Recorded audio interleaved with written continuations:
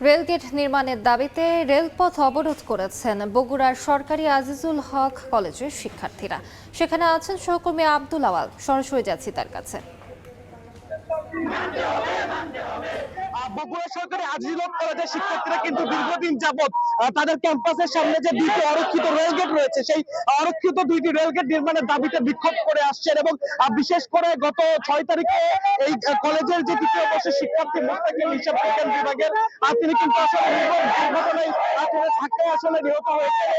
কিন্তু শিক্ষার্থীরা আসলে বিক্ষোভে ফুঁসে উঠেছেন এবং পরের দিন কিন্তু শিক্ষার্থীরা যে রেল কর্তৃপক্ষ সেখানে কিন্তু রেলগেটের দাবিতে তারা আসলে তাদের যে স্মারকলিপি সেটা দিয়েছিল এবং 48 ঘন্টার আলটিমেটাম দিয়েছিল আসলে এই রেল কর্তৃপক্ষকে। তবে এই রেল কর্তৃপক্ষ শিক্ষার্থীরা আলটিমেটাম সাড়া না দেওয়ায় কিন্তু শিক্ষার্থীরা আজকে তাদের ক্যাম্পাসের সামনে যে অরক্ষিত রেলগেটটি রয়েছে সেখানে তারা অবরোধ করে রেখেছে। এটা মূলত আসলে দোলনচাপা যে এক্সপ্রেসটি রয়েছে সান্তাহার থেকে লালমনিরহাট যাওয়ার কথা, সেটি কিন্তু কাউল স্টেশনে আটকা পড়ে আছে দীর্ঘ 1 ঘন্টা যাবত। এবং একটি কমিউটার লোকাল ট্রেন যেটি আসলে সান্তাহার দিকে যাওয়ার কথা সেটি কিন্তু আটকা পড়ে আছে। এবং রংপুর এক্সপ্রেস যেটি আসলে রংপুর থেকে ঢাকায় যাওয়ার কথা রয়েছে, সেই ট্রেনটি কিন্তু আর 10 মিনিট পরে বগুড়া স্টেশনে এসে পৌঁছাবে।